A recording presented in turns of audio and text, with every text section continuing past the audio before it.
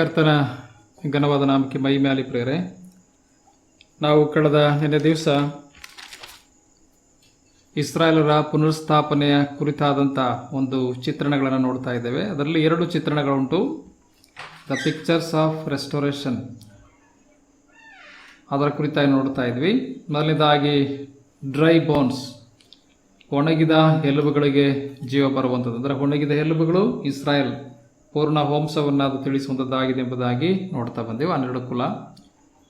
Okay, ಎರಡನೇದಾಗಿ ನಾವು ನೋಡಲಿಕ್ಕಿರುವಂಥದ್ದು 2 sticks ಅಥವಾ 2 ದಂಡಗಳ ಕುರಿತಾಗಿ ನೋಡುವಂಥರಾಗಿದ್ದೇವೆ. ಓಕೆ, ನಾವು 37ನೇ ಅಧ್ಯಾಯ 15ರಿಂದ ನಾವು 28ನೇ ವರ್ಷ ತನಕ ಓದುವಾಗ ಅದರ ಕುರಿತಾಗಿ ನಾವು ನೋಡುವಂಥರಾಗಿದ್ದೇವೆ. ನಾವು ಮೊದಲನೇದಾಗಿ ಆ ವಾಕ್ಯ ಭಾಗವನ್ನು ಓದಿಕೊಳ್ಳೋಣ. ಇಸ್ರಾಯೇಲು ಯೆಹೂದವು ಒಂದಾಗುವುದು. ಯೆಹೋವನು ಇನ್ನೊಂದು ವಾಕ್ಯವು ನನಗೆ ದಯಪಾಲಿಸಿದನು. ನರಪುತ್ರನೇ, ನೀನು ಒಂದು ದಂಡವನ್ನು ತೆಗೆದು ಅದರಲ್ಲಿ ಯೆಹೂದದ್ದು ಯೆಹೂದಕ್ಕೆ ಸೇರಿದ ಇಸ್ರಾಯೇಲರದ್ದು ಎಂದು ಬರೆದು, ಇನ್ನೊಂದು ದಂಡವನ್ನು ತೆಗೆದು ಅದರಲ್ಲಿ ಯೋಸೇಫನದು ಎಫ್ರಾಯಿಮನದು ಯೋಸೇಫಿಗೆ ಸೇರಿದ ಎಲ್ಲ ಇಸ್ರಾಯೇಲರದು ಎಂದು ಬರೆ. ಆಮೇಲೆ ಅವು ನಿನ್ನ ಕೈಯಲ್ಲಿ ಒಂದಾಗುವಂತೆ ಅವೆರಡನ್ನೂ ಒಂದಕ್ಕೊಂದು ಉದ್ದವಾಗಿ ಸೇರಿಸಿ ಇಡಿ. ನಿನ್ನ ಜನರು ಇದೇನು ನಮಗೆ ತಿಳಿಸುವುದಿಲ್ಲವೋ ಎಂದು ನಿನ್ನನ್ನು ಕೇಳುವಲ್ಲಿ ನೀನು ಅವರಿಗೆ, ಕರ್ತನಾದ ಯೆಹೋವನು ಇಂತೆನ್ನುತ್ತಾನೆ, ಇಗೋ, ಎಫ್ರಾಯಿಮು ಹಿಡಿದಿರುವ ದಂಡವನ್ನು, ಅಂದರೆ ಯೋಸೇಫಿನ ಮತ್ತು ಯೋಸೇಫಿಗೆ ಸೇರಿದ ಇಸ್ರಾಯೇಲ್ ಕುಲಗಳ ದಂಡವನ್ನು ನಾನು ತೆಗೆದು ಯೆಹೂದದ ದಂಡಕ್ಕೆ ಉದ್ದವಾಗಿ ಸೇರಿಸಿ ಅವೆರಡನ್ನು ನನ್ನ ಕೈಯಲ್ಲಿ ಒಂದೇ ದಂಡವಾಗಿ ಇಡುವೆನು ಎಂಬುದನ್ನು ಹೇಳು. ಹೇಳುವಾಗ ನೀನು ಹೆಸರು ಬರೆದಿರುವ ದಂಡಗಳು ಅವರ ಕಣ್ಣೆದುರಿಗೆ ನಿನ್ನ ಕೈಯಲ್ಲಿರಲಿ. ಇದನ್ನು ಅವರಿಗೆ ನುಡಿ, ಕರ್ತನಾದ ಯೆಹೋವನು ಇಂತೆನ್ನುತ್ತಾನೆ, ಇಗೋ, ಇಸ್ರಾಯೇಲರು ವಶವಾಗಿರುವ ಜನಾಂಗಗಳೊಳಗಿಂದ ನಾನು ಅವರನ್ನು ಉದ್ಧರಿಸಿ ಎಲ್ಲ ಕಡೆಯಿಂದಲೂ ಒಟ್ಟುಗೂಡಿಸಿ ಸ್ವದೇಶಕ್ಕೆ ಕರೆತಂದು ಅಲ್ಲಿ ಇಸ್ರಾಯೇಲಿನ ಪರ್ವತಗಳ ಮೇಲೆ ಒಂದೇ ಜನಾಂಗವನ್ನಾಗಿ ಮಾಡುವೆನು. ಒಬ್ಬನೇ ಅವರೆಲ್ಲರಿಗೂ ರಾಜನಾಗಿರುವನು. ಅವರು ಇನ್ನೆಂದಿಗೂ 2 ಜನಾಂಗದವರಾಗಿಯೂ ಭಿನ್ನ ರಾಜ್ಯದವರಾಗಿಯೂ ಇರರು. ತಮ್ಮ ಬೊಂಬೆಗಳಿಂದಾಗಲಿ ಅಸಹ್ಯ ವಸ್ತುಗಳಿಂದಾಗಲಿ ಯಾವ ದುರಾಚಾರದಿಂದಲೇ ಆಗಲಿ ತಮ್ಮನ್ನು ಇನ್ನು ಮುಂದೆ ಹೊಲೆಗೈದುಕೊಳ್ಳರು. ಅವರು ಪಾಪ ಮಾಡಿ ಮಾಡಿ ಸಿಕ್ಕಿ ಬಿದ್ದ ದೇವ ದ್ರೋಹದಿಂದೆಲ್ಲ ನಾನು ಅವರನ್ನು ಉದ್ಧರಿಸಿ ಶುದ್ಧೀಕರಿಸುವೆನು. ಅವರು ನನಗೆ ಪ್ರಜೆಯಾಗಿರುವರು, ನಾನು ಅವರಿಗೆ ದೇವರಾಗಿರುವೆನು. ನನ್ನ ಸೇವಕನಾದ ದಾವೀದನು ಅವರಿಗೆ ರಾಜನಾಗಿರುವನು. ಅವರೆಲ್ಲರಿಗೂ ಒಬ್ಬನೇ ಪಾಲಕನಿರುವನು. ಅವರು ನನ್ನ ನಿಯಮಗಳನ್ನು ಅನುಸರಿಸಿ ನನ್ನ ವಿಧಿಗಳನ್ನು ಕೈಕೊಂಡು ಆಚರಿಸುವರು. ನನ್ನ ಸೇವಕನಾದ ಯಾಕೋಬನಿಗೆ ನಾನು ದಯಪಾಲಿಸಿದ ದೇಶದಲ್ಲಿ ಅವರು ವಾಸಿಸುವರು. ಹೌದು, ನಿಮ್ಮ ಪಿತೃಗಳು ವಾಸಿಸಿದ ದೇಶದಲ್ಲಿ ಅವರು ಅವರ ಸಂತಾನದವರು ತಲತಲಾಂತರವಾಗಿ ವಾಸಿಸುವರು. ನನ್ನ ಸೇವಕನಾದ ದಾವೀದನು ಅವರಿಗೆ ಸದಾ ಪ್ರಭುವಾಗಿರುವನು ಮತ್ತು ನಾನು ಅವರೊಂದಿಗೆ ಸಮಾಧಾನದ ಒಡಂಬಡಿಕೆಯನ್ನು ಮಾಡಿಕೊಳ್ಳುವೆನು. ಅದು ಶಾಶ್ವತವಾಗಿರುವುದು. ನಾನು ಅವರನ್ನು ನೆಲೆಗೊಳಿಸಿ ವೃದ್ಧಿ ಮಾಡಿ ನನ್ನ ಪವಿತ್ರಾಲಯವನ್ನು ಅವರ ನಡುವೆ ಯುಗಾಂತರಕ್ಕೂ ನಿಲ್ಲಿಸುವೆನು. ಹೌದು, ನನ್ನ ವಾಸಸ್ಥಾನವು ಅವರ ಮಧ್ಯದಲ್ಲಿರುವುದು. ನಾನು ಅವರಿಗೆ ದೇವರಾಗಿರುವೆನು, ಅವರು ನನಗೆ ಪ್ರಜೆಯಾಗಿರುವರು. ನನ್ನ ಪವಿತ್ರಾಲಯವು ಅವರ ಮಧ್ಯೆ ಶಾಶ್ವತವಾಗಿರಲು ಇಸ್ರಾಯೇಲನ್ನು ಮೀಸಲು ಮಾಡಿಕೊಂಡ ಆತನು ಯೆಹೋವನಾದ ನಾನೇ ಎಂದು ಜನಾಂಗಗಳಿಗೆ ತಿಳಿದು ಬರುವುದು. ಕರ್ತನಿಗೆ ಮಹಿಮೆಯಾಗಲಿ ಪ್ರಿಯರೇ. ಓದಂಥ ವಾಕ್ಯವನ್ನು ಕರ್ತನು ಆಶೀರ್ವದಿಸಲಿ. ಇಲ್ಲಿ 2ನೇ ಒಂದು ಚಿತ್ರಣ ಇಸ್ರಾಯೇಲರ ಪುನರುಸ್ಥಾಪನೆಯಲ್ಲಿ ತಿಳಿಸುವುದೇನೆಂದರೆ, ಅಲ್ಲಿ 2 ದಂಡಗಳ ಕುರಿತಾಗಿ ನೋಡುವಂತರಾಗಿದ್ದೇವೆ. 2 ದಂಡವನ್ನು ತೆಗೆದುಕೊಳ್ಬೇಕಾಗಿದೆ ಎಜ್ಕೇಲನು. ಅದರಲ್ಲಿ ಹೆಸರುಗಳನ್ನು ಬರೀಬೇಕಾಗಿದೆ. ಮೊದಲನೇದಾಗಿ 1ನೇ ದಂಡಕ್ಕೆ ಯೆಹೂದದ್ದು, ಯೆಹೂದಕ್ಕೆ ಸೇರಿದ ಇಸ್ರಾಯೇಲರದ್ದು ಎಂದು ಬರೀಬೇಕು. ಯೆಹೂದದ್ದು, ಯೆಹೂದಕ್ಕೆ ಸೇರಿದ ಇಸ್ರಾಯೇಲರದ್ದು ಅಂತ. ಅಂದರೆ ಯೆಹೂದದ್ದು ಯೆಹೂದಕ್ಕೆ ಸೇರಿದ ಇಸ್ರಾಯೇಲರದ್ದು ಅಂದರೆ ಎಲ್ಲರೂ ಟೋಟಲ್ ಇಸ್ರಾಯೇಲರೇ ಅಂತ ಅರ್ಥ. ಓಕೆ, ಆ ರೀತಿಯಾಗಿ ಒಂದು ದಂಡಕ್ಕೆ ಹೆಸರನ್ನು ಬರೀಬೇಕು. ಓಕೆ, ನಂತರ ಇನ್ನೊಂದು ದಂಡಕ್ಕೆ ಯೋಸೇಫನದ್ದು ಎಫ್ರಾಯಿಮಿನದ್ದು ಯೋಸೇಫಿಗೆ ಸೇರಿದ ಎಲ್ಲ ಇಸ್ರಾಯೇಲರದ್ದು ಎಂದು ಬರೆ. ಓಕೆ, ಇನ್ನೊಂದು ದಂಡಕ್ಕೆ ಬರೀಬೇಕಾದ್ರೆ ಯೋಸೇಫನದ್ದು ಎಫ್ರಾಯಿಮಿನದ್ದು ಯೋಸೇಫಿಗೆ ಸೇರಿದ ಎಲ್ಲ ಇಸ್ರಾಯೇಲರದ್ದು ಎಂದು ಬರೆ.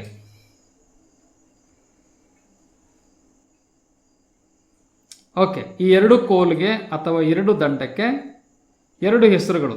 ಒಂದು ಯಹೂದದ್ದು ಅಲ್ವೇ, ಯಹೂದಕ್ಕೆ ಸೇರಿದ ಎಲ್ಲ ಜನರು. ನಂತರ ಯೋಸೇಫನದ್ದು, ಎಫ್ರಾಯಿಮನದು ಎಂಬುದಾಗಿ ಹೇಳುವಾಗ ಯೋಸೇಫನ ಮಕ್ಕಳು ಎಫ್ರಾಯಿಮ್, ಮನಸ್ಸೆ ಗೊತ್ತುಂಟಲ್ಲ ನಿಮ್ಮೆಲ್ಲರಿಗೂ ಸಹ.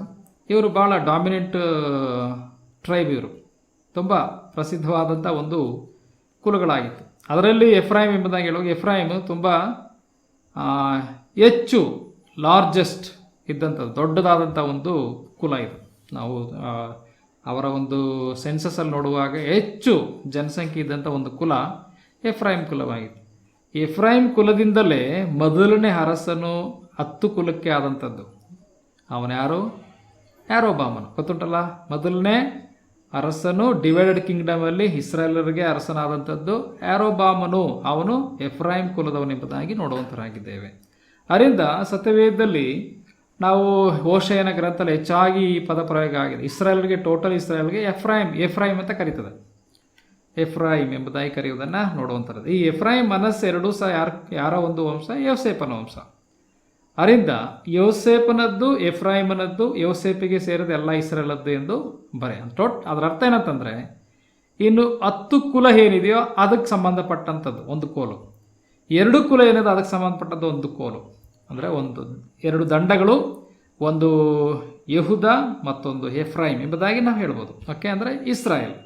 ಓಕೆ, ಅಥವಾ 10 ಕುಲಗಳು.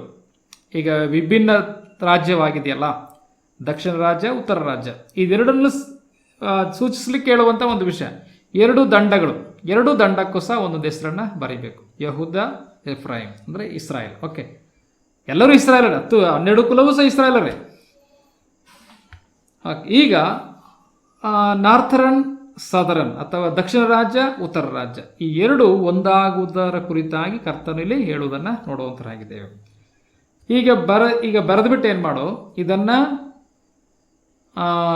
ಒಟ್ಟಿಗೆ ಸೇರಿಸಿ ಇಟ್ಕೊಂಡ್ರೆ ಅರ್ಥ ಉದ್ದುದ್ದವಾಗಿ ಅಂದರೆ ಯಾವ ರೀತಿಯಲ್ಲಿ ಒಂದರ ಮೇಲೆ ಒಂದು.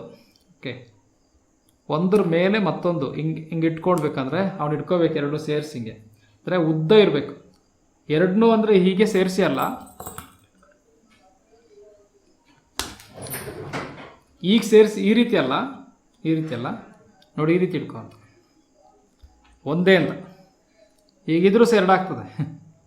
ಅದರಿಂದ ಇದು ಒಂದೇ ಒಟ್ಟಿಗೆ ಸೇರಿಸ್ತಾರೆ ಎಂಬುದಾಗಿ ಎರಡೂ ನಾವು ಉದ್ದ ಹಿಡ್ಕೊ ಎಂಬುದಾಗಿ ಹೇಳುವಂಥದ್ದು. ಅದರಲ್ಲಿ ಹೆಸರು ಬರೆದಿರಬೇಕು. ಆ ಹೆಸರು ಸಹ ಅವ್ರಿಗೆ ಏನಾಗಬೇಕು, ಅದು ಕಾಣಬೇಕು. ಹೆಸರು ಸಹ ಅದು ಕಾಣಬೇಕು. 2 ಕೋಲುಗಳ ಒಂದು ಹೆಸರು, ಯಾವುದೇ ಕೋಲು ಯಾವ ಹೆಸರಿನಿಂದ ಗುರುತಿಸಲ್ಪಟ್ಟಿದೆ ಅದು ಇರಬೇಕು. ಓಕೆ, ನಮಗೆ ಇನ್ನೊಂದು ಇನ್ಸಿಡೆಂಟ್ ಜ್ಞಾಪಕ ಬರ್ತದೆ ಇದನ್ನು ನಾನು ಹೇಳುವಾಗ. ಆರೋನನ ಚಿಗುರಿದ ಕೋಲು ಗೊತ್ತುಂಟಲ್ಲ. ನಾವು ಅರಣ್ಯಕಾಂಡದಲ್ಲಿ ಓದುವಾಗ ಆರೋನನ ಚಿಗುರಿದ ಕೋಲು ಕುರಿತಾಗಿ ನೀವು ಓದಿದ್ದೀರಿ ಅಂತ ನೆನೆಸ್ತೇನೆ. ಓಕೆ, ಅರಣ್ಯಕಾಂಡ ಅಲ್ಲಿ 17ನೇ ಅಧ್ಯಾಯದಲ್ಲಿ ನೋಡುತ್ತೇವೆ ಆರೋನನ ಚಿಗುರಿದ ಕೋಲು ಕುರಿತಾಗಿ. 1ನೇ ವಚನದಲ್ಲಿ ಓದುವಾಗ ಯೆಹೋವನು ಮೋಶೆಗೆ ಹೇಳಿದ್ದೇನೆಂದರೆ, ನೀನು ಇಸ್ರಾಯೇಲರ ಸಂಗಡ ಮಾತಾಡಿ ಹೀಗೆ ಮಾಡಬೇಕು. ಒಂದೊಂದು ಕುಲದ ಅಧಿಪತಿಯಿಂದ ಒಂದೊಂದು ಕೋಲಿನ ಮೇರೆಗೆ 12 ಕೋಲುಗಳನ್ನು ತೆಗೆದುಕೊಳ್ಳಬೇಕು. ಅವನವನ ಕೋಲಿನ ಮೇಲೆ ಆಯಾ ಕುಲಾಧಿಪತಿ ಹೆಸರನ್ನು ಬರೆಸಬೇಕು. ಓಕೆ, ಗಮನಿಸ್ತಾ, ಒಂದೊಂದು ಕುಲಕ್ಕೆ ಒಂದೊಂದು ಕೋಲು ಅಂದ್ರೆ ಅರ್ಥ ಟೋಟಲ್ ಎಷ್ಟು ಕುಲ? 12 ಕುಲ. 12 ಕುಲದಿಂದ ಒಂದೊಂದು ಕೋಲ್ ತಕ್ಕೊಂಡು ಆ ಕುಲಾಧಿಪತಿಯ ಅವರ ಲೀಡರ್ ಯಾರಿದ್ದಾರೋ ಮೇನ್ ವ್ಯಕ್ತಿ, ಅವನ ಹೆಸರನ್ನು ಅದರಲ್ಲಿ ಬರೀಬೇಕು. ಅರ್ಥ ಆಯ್ತಾ? ಲೇವಿಯ ಕುಲಕ್ಕೂ ಒಂದು ಕೋಲು ಇರುವುದರಿಂದ ಅದರ ಮೇಲೆ ಆರೋನನ ಹೆಸರನ್ನು ಬರೆಸಬೇಕು. ಆರೋನನು ಲೀಡರ್ ಮೇನ್ ಅಲ್ಲಿಗೆ ಲೇವಿ ಕುಲಕ್ಕೆ, ಅದರಿಂದ ಅದಕ್ಕೆ ಆರೋನನ ಹೆಸರನ್ನು ಬರೆಸಬೇಕು. ಯಾವುದ್ರ ಮೇಲೆ? ಕೋಲಿನ ಮೇಲೆ. ಅರ್ಥ ಆಯ್ತಾ? ಓಕೆ, ಈಗ ಈ 12 ಕೋಲುಗಳು ತೆಗೆದುಕೊಳ್ಬೇಕು. 4ನೇ ವಚನ, ನೀನು ಆ ಕೋಲುಗಳನ್ನು ದೇವದರ್ಶನದ ಗುಡಾರದಲ್ಲಿ ಆಜ್ಞಾಶಾಸನಗಳ ಮುಂದೆ ನಾನು ನಿಮಗೆ ದರ್ಶನ ಕೊಡುವ ಸ್ಥಳದಲ್ಲಿ ಇಡಬೇಕು. ನಾನು ಯಾರನ್ನು ಮೆಚ್ಚಿದ್ದೇನೋ ಅವನ ಕೋಲು ಚಿಗುರುವುದು. ಇಸ್ರಾಯೇಲರು ನಿಮ್ಮಿಬ್ಬರಿಗೆ ವಿರೋಧವಾಗಿ ಮಾಡುವ ಗುಣುಗುಟ್ಟುವಿಕೆಯು ನನಗೆ ಇನ್ನೂ ಕೇಳಿಸದಂತೆ ಹೀಗೆ ನಿಲ್ಲಿಸಿ ಬಿಡುತ್ತೇನೆ ಅಂದನು.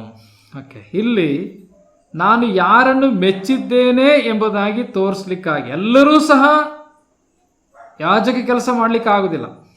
ಯಾರನ್ನ ಮೆಚ್ಚಿ ನನ್ನ ಆಲಯದಲ್ಲಿ ಇಟ್ಕೊಂಡಿದ್ದೇನೆ ಎಂಬುದನ್ನು ತೋರಿಸ್ಲಿಕ್ಕೋಸ್ಕರ ದೇವರು ಎಲ್ಲ ಕುಲದಿಂದ ಒಂದೊಂದು ಕೋಲುಗಳನ್ನು 12 ಕೋಲುಗಳು.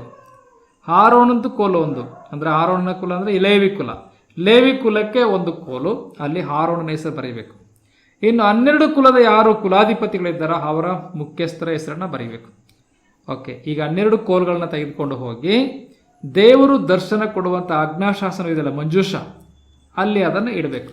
ಓಕೆ, ಹೀಗೆ ಮೋಶೆ ದೇವರು ಹೇಳಿದಾಗೆ ಮಾಡುತ್ತಾನೆ. 6ನೇ ವಚನ, ಅದಕ್ಕನುಸಾರವಾಗಿ ಮೋಶೆಯು ಇಸ್ರಾಯೇಲರ ಸಂಗಡ ಮಾತಾಡಲಾಗಿ ಅವರ ಕುಲಾಧಿಪತಿಗಳೆಲ್ಲರೂ ಕುಲಕ್ಕೆ ಒಂದು ಕೋಲಿನ ಮೇರೆಗೆ 12 ಕೋಲುಗಳನ್ನು ಅವನ ಕೈಗೆ ಕೊಟ್ಟರು. ಅವುಗಳೊಡನೆ ಆರೋನನ ಕೋಲು ಇತ್ತು. ಮೋಶೆ ಆ ಕೋಲುಗಳನ್ನು ಆಜ್ಞಾಶಾಸನಗಳಿರುವ ಗುಡಾರದಲ್ಲಿ ಯೆಹೋವನ ಸನ್ನಿಧಿಯಲ್ಲಿ ಇಟ್ಟನು.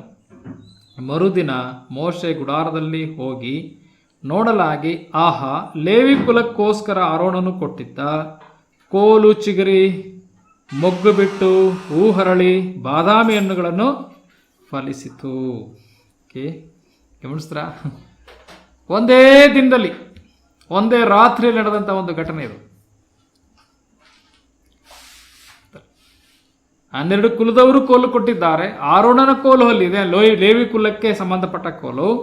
ಈಗ ಆ ಕೋಲುಗಳಲ್ಲಿ ಒಂದೇ ಒಂದು ಕೋಲು ಚಿಗುರಿರುವುದನ್ನು ನಾವು ನೋಡುವಂತರಾಗಿದ್ದೇವೆ ಅಲ್ವೇ?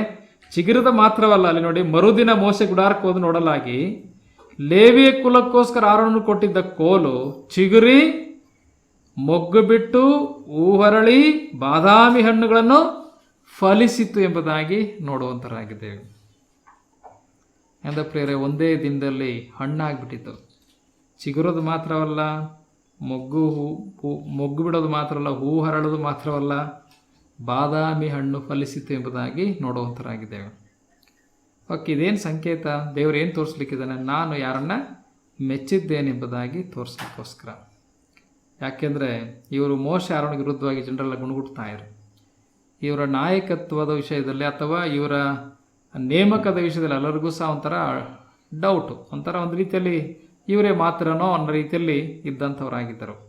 ಗುಣಗುಟ್ಟುತ್ತಾ ಇದ್ರು. ಮೋಶೆ ಆರೋನಿಗೆ ವಿರುದ್ಧವಾಗಿ ಸಮೂಹದವರು ಗುಣಗುಟ್ಟುತ್ತಾ ಇದ್ರು. ಅದರಿಂದ ದೇವರು ನಾನು ಯಾರನ್ನ ಆರಿಸ್ಕೊಂಡಿದ್ದೇನೆ ನನ್ನ ಸನ್ನಿಧಿಯಲ್ಲಿ ಸೇವೆ ಮಾಡಲಿಕ್ಕೆ ಎಂಬುದನ್ನು ಇಲ್ಲಿ ಸ್ಪಷ್ಟಪಡಿಸುವುದನ್ನು, ಇನ್ನು ಮುಂದೆ ಮಾತಾಡಬಾರ್ದು, ಅವರು ಬಾಯಿ ಮುಚ್ಚಿಸುವಂಥ ಕೆಲಸ ದೇವರು ಮಾಡ್ತಾ ಇರುವಂಥದ್ದು. ಇವ್ರ ವಿರುದ್ಧವಾಗಿ ಮಾತಾಡೋದು. ಅದನ್ನೇ ಹೇಳುವಂಥದ್ದು ನೋಡಿ, 5ನೇ ವರ್ಷದಲ್ಲಿ ನೋಡಿದ್ವಲ್ಲ, ಇಸ್ರಾಯೇಲರು ನಿಮ್ಮಿಬ್ಬರಿಗೆ ವಿರೋಧವಾಗಿ ಮಾಡುವ ಗುಣಗುಟ್ಟುವಿಕೆಯು ನನಗೆ ಇನ್ನು ಕೇಳಿಸದಂತೆ ಹೀಗೆ ನಿಲ್ಲಿಸಿ ಬಿಡುತ್ತೇನೆ ಅಂದನು. ಅಂದರೆ ಇನ್ನು ಯಾರು ಮಾತಾಡಬಾರ್ದು, ಇನ್ನು ಬಾಯಿ ಮುಚ್ಚಿಸ್ತೇನೆ ಅಂತ, ನಿಲ್ಲಿಸಿಬಿಡ್ತೇನೆ. ಅದಕ್ಕಾಗಿ ದೇವರು ಈ ಕೆಲಸವನ್ನು ಮಾಡಿದನು ಎಂಬುದಾಗಿ ನೋಡುತ್ತೇವೆ. ಓಕೆ, ಹೀಗೆ ಅದು ಹಣ್ಣು ಬಿಡ್ತೇವೆ ನೋಡುತ್ತೇವೆ. 9ನೇ ವಚನ, ಮೋಶೆ ಆ ಕೋಲುಗಳನ್ನೆಲ್ಲ ಯೆಹೋವನ ಸನ್ನಿಧಿಯಿಂದ ಇಸ್ರಾಯೇಲರೆಲ್ಲರ ಬಳಿಗೆ ತಂದು ತೋರಿಸಿದನು. ಅವರು ನೋಡಿ ತಮ್ಮ ತಮ್ಮ ಕೋಲುಗಳನ್ನು ತೆಗೆದುಕೊಂಡರು. 10ನೇ ವಚನ, ತರುವಾಯ ಯೆಹೋವನು ಮೋಶೆಗೆ ಆರೋನನ ಕೋಲನ್ನು ತಿರುಗಿ ಆಜ್ಞಾಶಾಸನಗಳ ಮುಂದೆ ಇಡಬೇಕು. ಅದು ತಿರುಗಿ ಬೀಳುವವರಿಗೆ ದೃಷ್ಟಾಂತವಾಗಿ ಅಲ್ಲೇ ಇರಬೇಕು.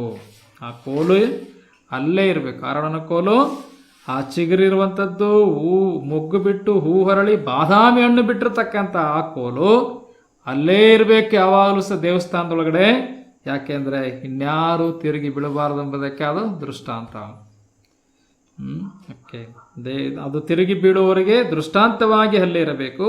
ಅವರು ಇನ್ನು ಮುಂದೆ ನನಗೆ ವಿರೋಧವಾಗಿ ಗುಣಗುಟ್ಟಿ ನಾಶವಾಗದಂತೆ ನೀನು ಹೀಗೆ ಮಾಡಬೇಕು ಎಂದು ಆಜ್ಞಾಪಿಸಿದನು ಯೆಹೋವನ ಅಪ್ಪಣೆ ಪ್ರಕಾರವೇ ಮೋಶೆ ಮಾಡಿದನೆಂಬುದಾಗಿ ನೋಡುತ್ತೇವೆ. ಓಕೆ, ಇಲ್ಲಿ ನಾವು ಈ ಕೋಲಿನ ವಿಷಯ ಓದುವಾಗ ಇಲ್ಲಿ ಏನು ಹೇಳ್ತಾ ಐತೆ?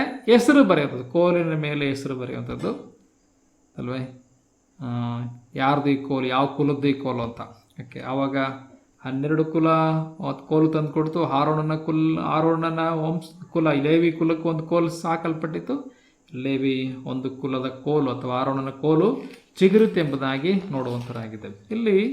ಇಲ್ಲಿ ಅದೇ ರೀತಿಯಾಗಿ ದೇವರು ಈ ಎರಡು ಕೋಲು ತಕ್ಕೊಂಡು ಅಥವಾ 2 ದಂಡಗಳನ್ನು ತೆಗೆದುಕೊಂಡು 2 ಹೆಸರುಗಳನ್ನು ಅಂದರೆ 2 ಹೆಸರುಗಳಂದರೆ ಈಗಾಗಲೇ 2 ಆಗ್ಬಿಟ್ಟಿದೆ. ಇಸ್ರಾಯೇಲ್ ಒಂದೇ ಇದ್ದಂಥದ್ದು ಏನಾಗಿದೆ, 2 ಆಗಿದೆ ಅಲ್ವೇ.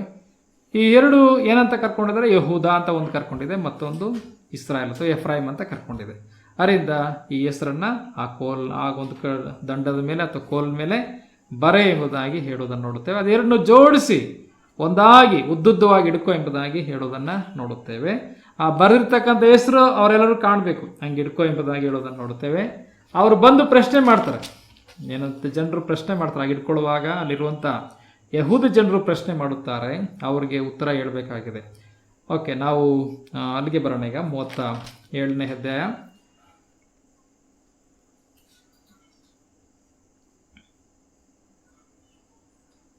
20ನೇ ವಚನ.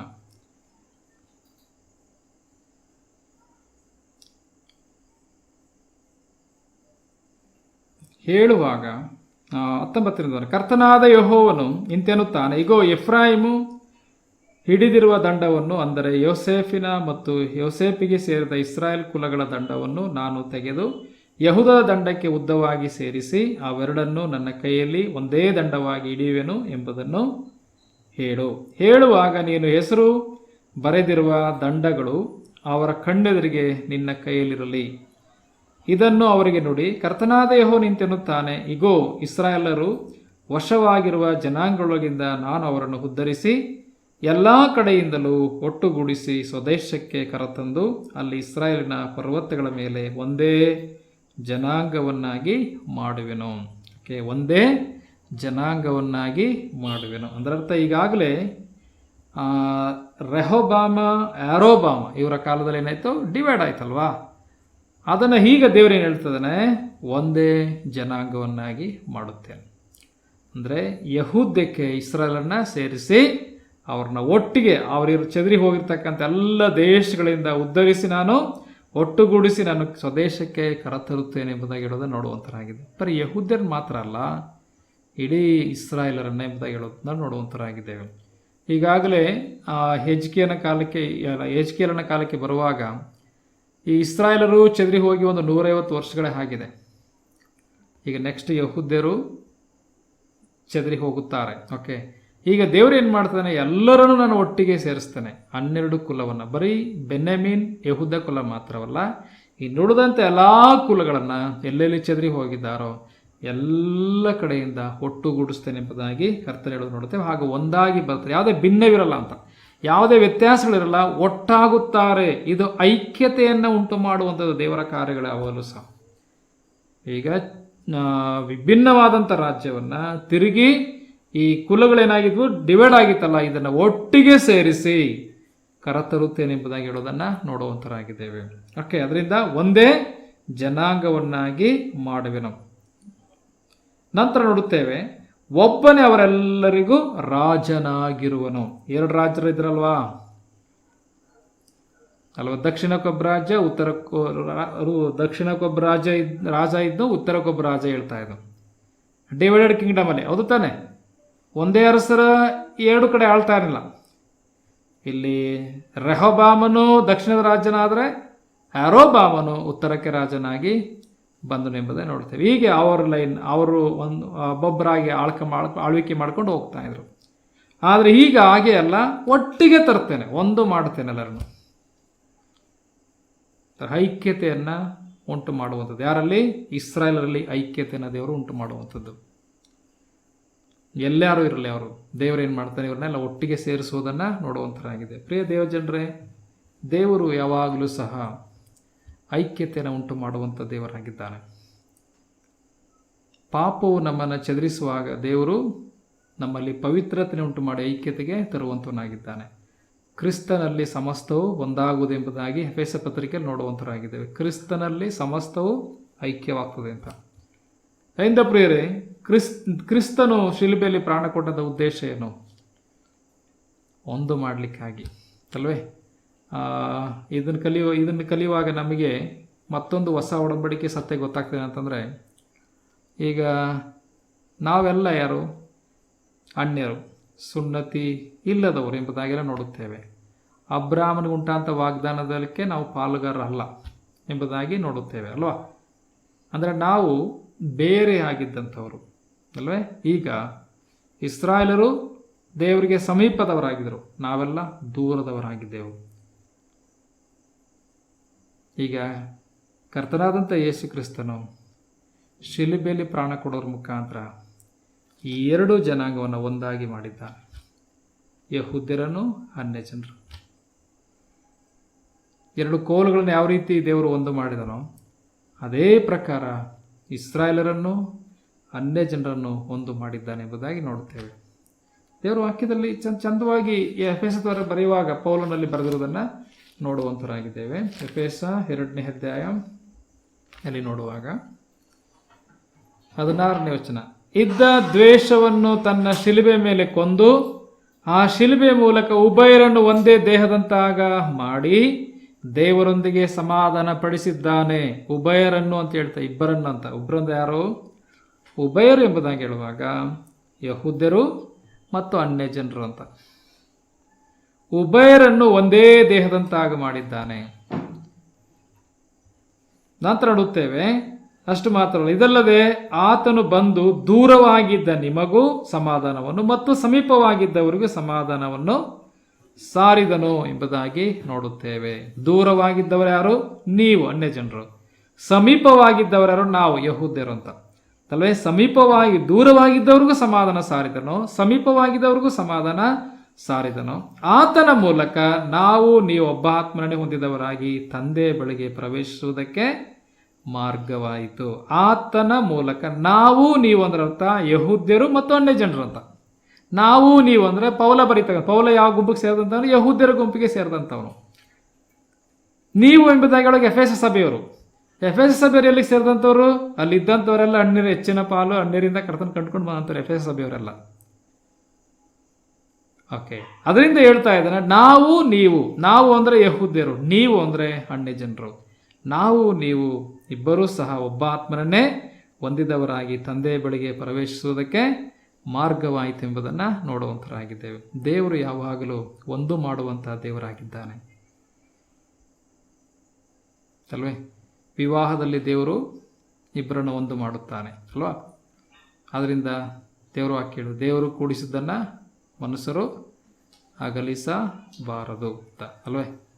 ಹೀಗೆ ದೇವರು ಒಟ್ಟು ಮಾಡುವಾಗ ಎಂದಿಗೂ ಚದುರಿಸುವಂಥ ಕೆಲಸವನ್ನು ಯಾರೂ ಮಾಡಬಾರದು. ಓಕೆ, ದೇವರು ಯಾವಾಗಲೂ ಐಕ್ಯತೆಯನ್ನು ಉಂಟು ಮಾಡುವಂತನಾಗಿದ್ದಾನೆ. ಹೃದಯದಲ್ಲಿ 2 ರಾಜ್ಯಗಳಿತ್ತು, ಒಂದು ದಕ್ಷಿಣ ರಾಜ್ಯ ಮತ್ತೊಂದು ಉತ್ತರ ರಾಜ್ಯ. ಈಗ ದೇವರು ಎರಡನ್ನ ಒಟ್ಟುಗೂಡಿಸಿ ಸ್ವದೇಶಕ್ಕೆ ಕರೆತರುವಂಥ ಒಂದು ವಾಗ್ದಾನವನ್ನು ಮಾಡುವುದನ್ನು ನಾವು ನೋಡುವಂತರಾಗಿದ್ದೇವೆ. ನಮ್ಮನ್ನು ಸಹ ಪ್ರಿಯರೇ, ನಾವು ಯಹೂದ್ಯರು ಒಂದು ಕೋಲ್ ರೀತಿ, ನಾವೊಂದು ಕೋಲ್ ರೀತಿ ಇದ್ದಂಥವ್ರು. ನಮ್ಮಲ್ಲಿ ಯಾವ ಐಕ್ಯತೆಗಳಿರಲಿಲ್ಲ. ಅವರು ನಮ್ಮನ್ನೇನಂತ ಕರೀತಾ ಇದ್ರು? ಸುನ್ನತಿಲ್ಲದವರು ಅಂತ ಕರೀತಾ ಇದ್ರು ಅಲ್ವೇ? ನಾವು ಜನ್ಮದಿಂದ ಅನ್ಯರಾಗಿದ್ದೆವು. ನೋಡಿ, 11ನೇ ವರ್ಷದಲ್ಲಿ ಹೇಳ್ತದೆ, 2ನೇ ಎಫೆಸದಲ್ಲಿ, ನೀವು ಜನ್ಮದಿಂದ ಅನ್ಯ ಜನರಾಗಿದ್ದೀರಿ, ಶರೀರದಲ್ಲಿ ಕೈಯಿಂದ ಸುನ್ನತಿ ಮಾಡಿಸಿಕೊಂಡು ಸುನ್ನತಿಯವರೆನಿಸಿಕೊಳ್ಳುವವರು ನಿಮ್ಮನ್ನು ಸುನ್ನತಿ ಇಲ್ಲದವರೆಂದು ಹೇಳುತ್ತಾರೆ. ಸುನ್ನತಿ ಇಲ್ಲದವರು ಇವರು ಅಂತ ಹೇಳ್ತಾರೆ. ಅದರರ್ಥ ಸುನ್ನತಿ ಮಾಡಿಸ್ಕೊಂಡಿದ್ರು ಸುನ್ನತಿ ಇಲ್ಲದಂಥವ್ರು, ದೇವ್ರ ಜನರಿಗೆ ಸಂಬಂಧಪಟ್ಟವ್ರಲ್ಲ ಎಂಬುದಾಗಿ ತಿರಸ್ಕರಿಸ್ತಾ ಇದ್ದಾರೆ, ಹೇಳ್ತಾ ಇದ್ದಾರೆ. ನಾವು ಅಂಥವ್ರು ಯಾವುದು? ಸುನ್ನತಿ ಇಲ್ಲದಂಥವರಾಗಿದ್ದೆವು, ಕ್ರಿಸ್ತನರಿಯದವರು, ನಿರೀಕ್ಷೆ ಇಲ್ಲದವರು. ವಾಕ್ಯದಲ್ಲಿ ಬರೆಯಲ್ಪಡಿದೆ ಸಾಕಷ್ಟು.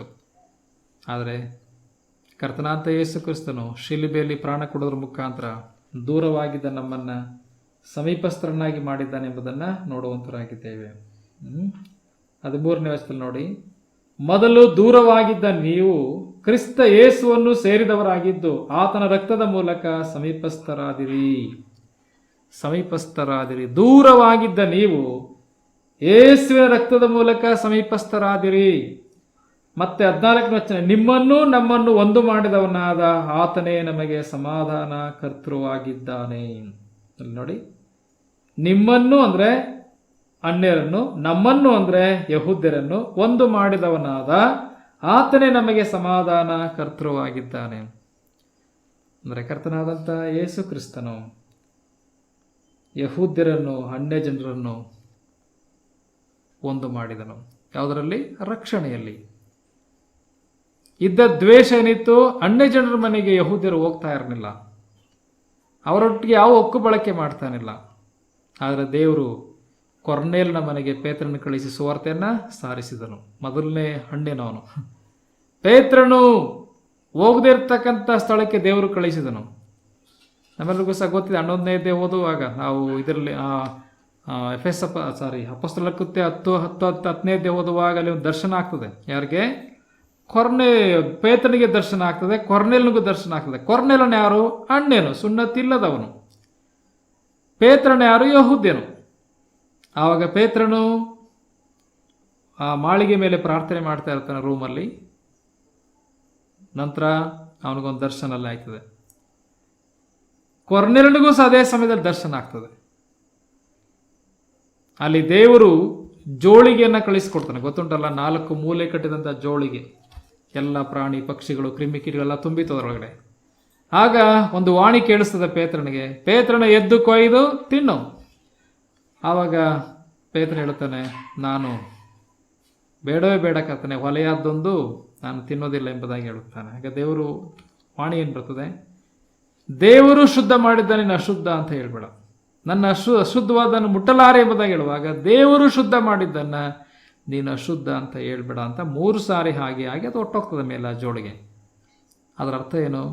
ನಾನು ಅನ್ಯ ಜನರನ್ನು ಶುದ್ಧಿ ಮಾಡ್ತಾ ಇದ್ದೇನೆ, ದೇವರು ಶುದ್ಧಿ ಮಾಡೋದನ್ನು ನೀನು ಅಶುದ್ಧ ಅಂತ ಹೇಳ್ಬೇಡ.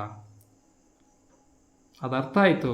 ಕೊರ್ನೇಲ್ ಮನೆಯದ ಈಗಾಗಲೇ ಬಂದಿರು ಕರೀಲಿಕ್ಕೆ ಅವ್ರನ್ನ, ಅವರ ಜೊತೆಯಲ್ಲಿ ಹೋದನು, ಹೋಗಿ ಅಲ್ಲಿ ಸುವಾರ್ತೆಯನ್ನು ಸಾರಿದನು. ಆವಾಗ ಕೊರ್ನೇಲನ ಕುಟುಂಬವೆಲ್ಲ ರಕ್ಷಣೆ ಹೊಂದಿತು. ಅಂದರೆ ದೇವರು ರಕ್ಷಣೆ ಕೊಡುವಾಗ ನೀನು ಅವರಿಗೆ ರಕ್ಷಣೆ ಇಲ್ಲ, ಅವರು ಶುದ್ಧರಲ್ಲ ಎಂಬುದಾಗಿ ಹೇಳ್ಬೇಡ ಅಂತ ಅರ್ಥ. ದೇವರು ಹೀಗೆ ಪ್ರಿಯರೇ ಇಬ್ಬರನ್ನ ಒಂದು ಮಾಡಿದನು ಎಂಬುದಾಗಿ ನೋಡುವಂತರಾಗಿದ್ದೇವೆ. ಇದರಿಂದ ದೇವರು ಒಂದು ಮಾಡುವಂಥ ದೇವರಾಗಿದ್ದಾನೆ. ಸಮಾಧಾನದ ಪ್ರಭು ಕರ್ತನಾಂತ ಯೇಸು ಕ್ರಿಸ್ತನು. ಅಂದ ಈಗ ಇಸ್ರಾಯೇಲ್ ಜನರ ಮಧ್ಯದಲ್ಲಿ 2 ಗುಂಪಾಗಿದೆ.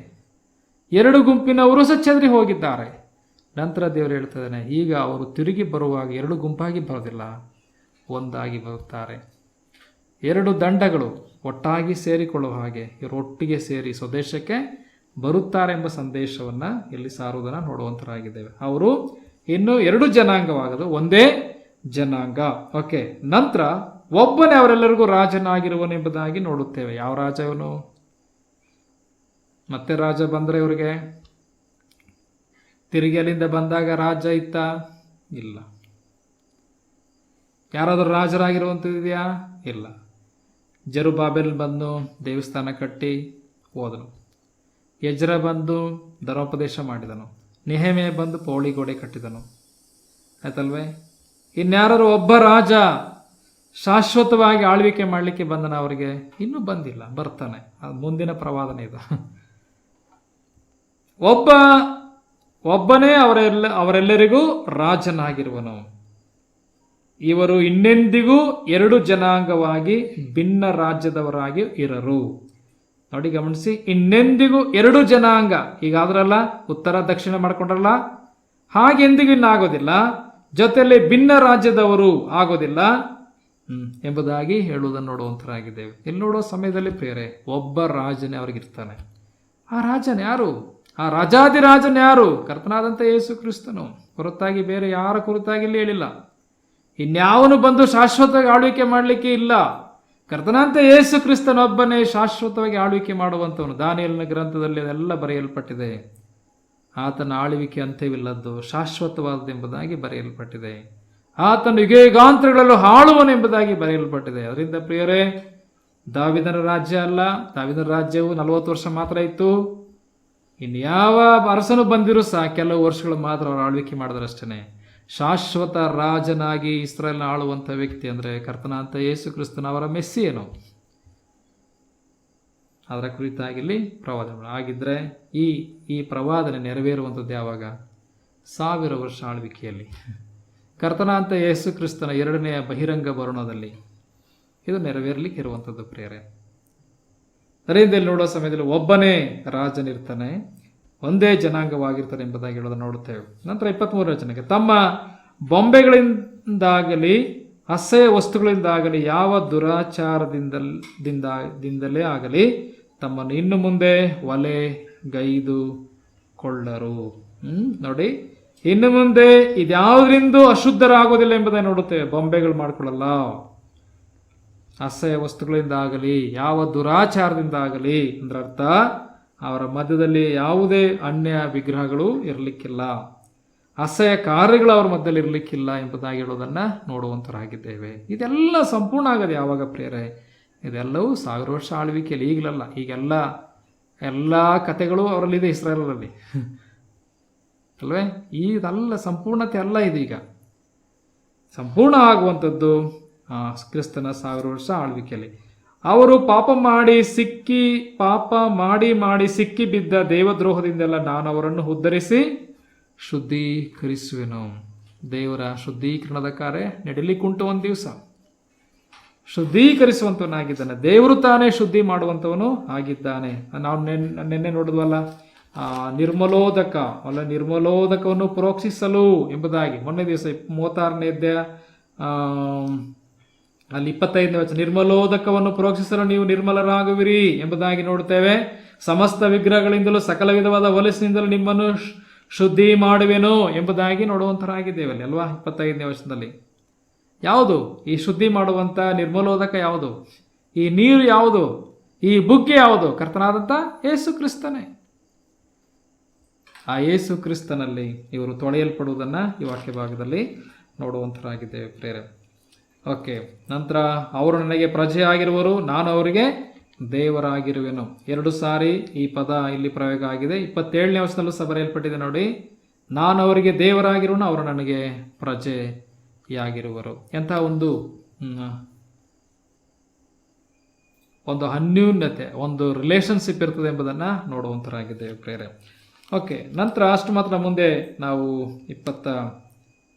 24ನೇ ವಚನ, ನನ್ನ ಸೇವಕನ ದಾವೀದನ ಅವರಿಗೆ ರಾಜನಾಗಿರೋನು.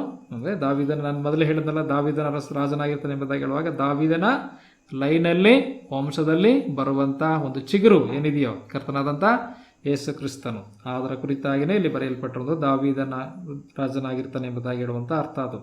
ಅವರೆಲ್ಲರಿಗೂ ಒಬ್ಬನೇ ಪಾಲಕನಿರುವನು, ಅವರು ನನ್ನ ನಿಯಮಗಳನ್ನು ಅನುಸರಿಸಿ ನನ್ನ ವಿಧಿಗಳನ್ನು ಕೈಕೊಂಡು ಆಚರಿಸುವರು.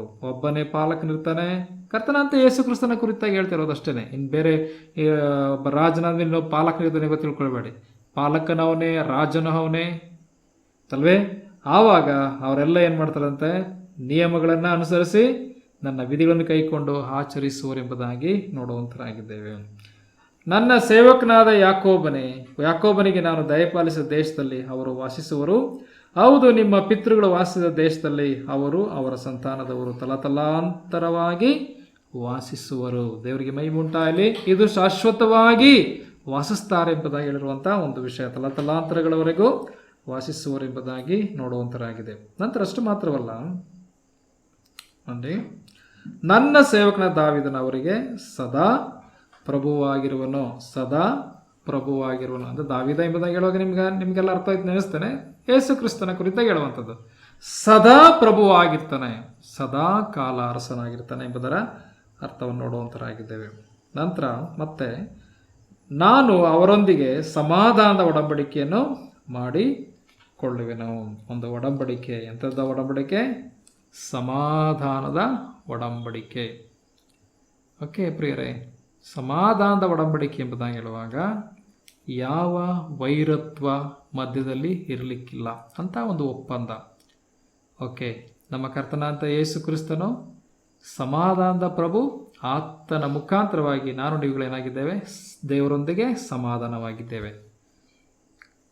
ನಮ್ಮನ್ನು ದೇವರೊಂದಿಗೆ ಸಮಾಧಾನ ಮಾಡಲಿಕ್ಕಾಗಿ ಶಿಲುಬೆಯಲ್ಲಿ ಪ್ರಾಣ ಕೊಟ್ಟು ಇದ್ದ ದ್ವೇಷವನ್ನು ತೆಗೆದುಹಾಕಿದ್ದಾನೆ, ವೈರತ್ವವನ್ನು ತೆಗೆದುಹಾಕಿದ್ದಾನೆ. ಹೀಗೆ ದೇವರೊಂದಿಗೆ ಏನಾಗಿದ್ದೇವೆ? ನಾವು ಸಮಾಧಾನವಾಗಿದ್ದೇವೆ. ಸಮಾಧಾನದ ಒಡಂಬಡಿಕೆ ನಮಗುಂಟಾಗಿದೆ. ಅದರಿಂದ ಇಲ್ಲಿಯೂ ಸಹ ಇವ್ರಿಗೂ ಸಹ ಒಂದು ಸಮಾಧಾನ ಒಡಂಬಡಿಕೆಯನ್ನು ಮಾಡಿಕೊಳ್ಳುವೇನೋ ಅದು ಶಾಶ್ವತವಾಗಿರುವುದು ಎಂಬುದಾಗಿ ಹೇಳುವುದನ್ನು ನೋಡುವಂಥರಾಗಿದೆ. ಇನ್ನು ಯಾವ ವೈರತ್ವವೂ ಇರುವುದಿಲ್ಲ ಎಂಬುದರ ಅರ್ಥ ಸಮಾಧಾನದ ಒಡಂಬಡಿಕೆ. ಓಕೆ, ನಂತರ ಅದು ಶಾಶ್ವತವಾಗಿ ನಾನು ಅವರನ್ನು ನೆಲೆಗೊಳಿಸಿ ವೃದ್ಧಿ ಮಾಡಿ ನನ್ನ ಪವಿತ್ರಾಲಯವನ್ನು ಅವರ ನಡುವೆ ಯುಗಾಂತರಕ್ಕೂ ನಿಲ್ಲಿಸುವೆನು. ಗಮನಿಸಿ, ಮತ್ತೊಂದು ವಿಷಯ ಏನಂತಂದರೆ ಪವಿತ್ರಾಲಯವನ್ನು ಅವರ ನಡುವೆ ಯುಗಾಂತರಕ್ಕೂ ನಿಲ್ಲಿಸುವೆನು. ಓಕೆ, ಇವ್ರನ್ನ ವಿಭಿನ್ನ ಜನರಾಗಿದ್ದಂಥವರು ಅಥವಾ ಭಿನ್ನ ರಾಜ್ಯದವರಾಗಿದ್ದಂಥವ್ರು ಈಗ ಒಟ್ಟಿಗೆ ಸೇರಿಸ್ತೇನೆ ತರುತ್ತೇನೆ ಎಂಬುದಾಗಿ ಹೇಳೋದನ್ನು ನೋಡುತ್ತೇವೆ ಅಲ್ಲವೇ. ಅಷ್ಟು ಮಾತ್ರವಲ್ಲದೆ ಅವರಿಗೆ ಒಬ್ಬ ಪ್ರಭುವನ್ನು ನೇಮಿಸ್ತೇನೆ. ಒಬ್ಬ ಪ್ರಭು ಅವ್ರನ್ನ ಆಳ್ವಿಕೆ ಮಾಡ್ತಾನೆ, ಅಥವಾ ಒಬ್ಬ ಪಾಲಕನಿರ್ತಾನೆ, ಒಬ್ಬ ರಾಜನ ಅವ್ರನ್ನ ಆಳ್ವಿಕೆ ಮಾಡ್ತಾನೆ ಶಾಶ್ವತವಾಗಿ ಎಂಬುದನ್ನು ಹೇಳಿ ನೋಡ್ತೇವೆ. ಒಟ್ಟಿಗೆ ಸೇರಿಸಿ ಒಬ್ಬ ರಾಜನನ್ನು ಎಲ್ಲರಿಗೂ ದಯಪಾಲಿಸುವ ನೋಡುವಂತರಾಗಿದ್ದೇವೆ. ನಂತರ ಅಷ್ಟು ಮಾತ್ರವಲ್ಲದೆ ಅಲ್ಲಿ ನಾವು ನೋಡಿದ ಹಾಗೆ ಸಮಾಧಾನದ ಒಂದು ಒಡಂಬಡಿಕೆ ಅವರಿಗೆ ಉಂಟಾಗುವುದನ್ನು ನೋಡುತ್ತೇವೆ. ಅಂದರೆ ಒಂದು ಹೊಸ ಒಡಂಬಡಿಕೆ, ಹೊಸ ಒಪ್ಪಂದದಲ್ಲಿ ಅವರು ಸೇರುತ್ತಾರೆ. ಓಕೆ, ಒಂದು ಒಡಂಬಡಿಕೆ ಅವರ ಮಧ್ಯದಲ್ಲಿ ಇರ್ತದೆ. ನಂತರ ಅಷ್ಟು ಮಾತ್ರವಲ್ಲ, ದೇವರ ಪವಿತ್ರಾಲಯ ಅವರ ಮಧ್ಯದಲ್ಲಿ ನಿಲ್ಲುತ್ತದೆ ಎಂಬುದಾಗಿ ನೋಡ್ತೇವೆ. ಅದರ ಕುರಿತಾಗಿ ಮುಂದಿನ ವಾಕ್ಯ ನಾವು ಕಲೀಲಿಕ್ಕೆ ಹೋಗ್ತೇವೆ, ದೇವರ ಆಲಯದ ಕುರಿತಾಗಿ. ಓಕೆ, ಅದರಿಂದ ಈ ದೇವಾಲಯ ಅವರ ಮಧ್ಯದಲ್ಲಿ ಸ್ಥಾಪನೆ ಆಗ್ತದೆ, ಅದು ಯುಗಾಂತರಕ್ಕೂ ನಿಲ್ಲುತ್ತದೆ ಎಂಬುದಾಗಿ ನೋಡುತ್ತೇವೆ. ಮೊದಲೆಲ್ಲ ಏನಾಯ್ತು, ಅವ್ರಿಗೆ ದೇವಾಲಯ ಎಲ್ಲ ಹೋಯ್ತು, ಹಾಳಾಯಿತು ಅಲ್ವೇ. ಈಗಲೂ ಸಹ ಇಲ್ಲ ಅವ್ರಿಗೆ ದೇವಸ್ಥಾನ. ಯೆರೂಸಲೇಮಿನಲ್ಲಿ ಅವರಿಗೆ ದೇವಸ್ಥಾನ ಇಲ್ಲ ಇಸ್ರಾಯೇಲರಿಗೆ. ಓಕೆ, ನಾನು ಯುಗಾಂತರಕ್ಕೂ ಅದನ್ನು ನಿಲ್ಲಿಸ್ತೇನೆ. ಒಂದ್ಸರಿ ಜೆರುಬ್ಬಾಬೆಲ್ ಬಂದು ಕಟ್ಟದ್ನು, ನಂತರ ಟೈಟಸ್ ಚಕ್ರವರ್ತಿ ಕಾಲದಲ್ಲಿ ಎಲ್ಲ AD 70 ಕತೆ ಮುಗೀತು ಅದರದ್ದು. ಇನ್ನೂ ಸಹ ಅವರಿಗೆ ದೇವಸ್ಥಾನ ಕಟ್ಟಲ್ಪಟ್ಟಿಲ್ಲ. ನಂತರ ಸಂಕಟ ಕಾಲದಲ್ಲಿ ಕಟ್ಟುವಂಥ ದೇವಾಲಯವೂ ಸಹ ಸರಿಯಾಗಿರ್ಲಿಕ್ಕಿಲ್ಲ. ಆದರೆ ಮಿಲೆನಿಯಲ್ ಕಿಂಗ್ಡಮ್ ಅಲ್ಲಿ ದೇವರ ಆಲಯವನ್ನು ಅವರು ಶಾಶ್ವತವಾಗಿ ಅನುಭವಿಸ್ತಾರೆ. ಓಕೆ, ಹೌದು, ನನ್ನ ವಾಸಸ್ಥಾನವು ಅವರ ಮಧ್ಯದಲ್ಲಿರುವುದು, ನಾನು ಅವರಿಗೆ ದೇವರಾಗಿರೋನು, ಅವರು ನನಗೆ ಪ್ರಜೆಯಾಗಿರುವರು. ಆಲಯದ ವಿಶೇಷತೆ ಏನು? ಆಲಯ, ದೇವರ ಆಲಯ ಯುಗಾಂತರ ಇರುವಂತೆ ಮಾಡ್ತೇನೆ ಎಂಬುದಾಗಿ ಹೇಳೋ ಅರ್ಥ ಏನು? ನನ್ನ ಪ್ರಸನ್ನತೆ ಇರುವಂತೆ ಮಾಡ್ತೇನೆ, ನಾನು ಅವರ ಮಧ್ಯದಲ್ಲಿ ವಾಸ ಮಾಡ್ತೇನೆ ಎಂಬುದಾಗಿ ಹೇಳುವ ಅರ್ಥ. 28, ನನ್ನ ಪವಿತ್ರಾಲಯ ಅವರ ಮಧ್ಯೆ ಶಾಶ್ವತವಾಗಿರಲು ಇಸ್ರಾಯೇಲನ್ನು ಮೀಸಲು ಮಾಡಿಕೊಂಡ ಆತನು ಯೆಹೋವನಾದ ನಾನೇ ಎಂದು ಜನಾಂಗಗಳಿಗೆ ತಿಳಿದು ಬರುವಂಥದ್ದು. ಇಲ್ಲಿ ನೋಡುವಾಗ ಪ್ರಿಯರೇ, ಇಲ್ಲಿ ಅವರ ಒಂದು ಪುನರ್ಸ್ಥಾಪನೆಯ ಕುರಿತಾದಂಥ ಒಂದು ಚಿತ್ರಣವನ್ನು ನಾವು ನೋಡ್ತಾ ಬಂದವು. ಅದರಲ್ಲಿ 2 ದಂಡಗಳು. ಓಕೆ, ಆ 2 ದಂಡಗಳಿಗೂ ಹೆಸರು ಬರೀಬೇಕು. ಒಂದು ಯಹೂದ ಎಂಬ ಹೆಸರು, ಮತ್ತೊಂದು ಎಫ್ರಾಯಿಮ್ ಎಂಬುದಾಗಿ. ಅಂದರೆ ಎಫ್ರಾಯಿಮ್ ಅಂದರೆ ನಾರ್ಥರನ್ ಕಿಂಗ್ಡಮ್, ಉತ್ತರ ರಾಜ್ಯ. ಯಹೂದ ಅಂದರೆ ದಕ್ಷಿಣ ರಾಜ್ಯ. ವಿಭಿನ್ನ ಆದ್ರಲ್ವಾ, ರೆಹೋಬಾಮನ ಕಾಲದಲ್ಲಿ ಬೇರೆ ಬೇರೆ ಆದ್ರಲ್ವಾ, ಮತ್ತೆ ಹಾಗಾಗಲಿಕ್ಕಿಲ್ಲ ಎಂಬುದಾಗಿ ದೇವರು ಹೇಳುವಂಥದ್ದು. 2 ಒಟ್ಟಾಗಿ ಸೇರ್ತವೆ, ಒಂದಾಗ್ತದೆ.